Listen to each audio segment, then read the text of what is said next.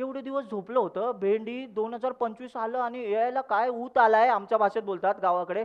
ऊत आलाय म्हणजे काय माजलंय ते एआय, धडाधड चेंजेस करत चाललेत. आता तुम्ही आठवा 2025च्या आधी चॅट जीपीटी कसं होतं आणि 25 नंतर ते एकदमच खतरनाक लेवलला चालायला लागलं.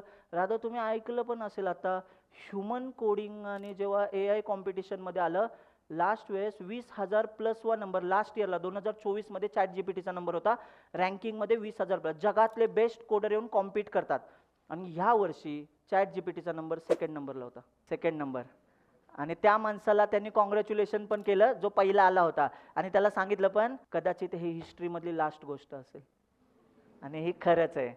असंच चेसच्या बाबतीत झालं होतं 1997-98 साली. त्यावेळेस शेवटचा एक माणूस कम्प्युटर सोबत चेसमध्ये जिंकला होता. आणि त्यानंतर अजून इतिहास. त्यामुळे त्या माणसाचं नाव अजूनही लोकांना माहिती आहे, कारण तो शेवटचा माणूस होता. तसंच ह्या वेळेसचा जो कोडर होता ना, त्याचं नाव जगाला माहिती पडणार, कारण कारण कारण तो शेवटचा होता. याच्यापुढे एआय कधीच कोणाला जिंकू नाही देणार. तुम्हाला कळतंय का?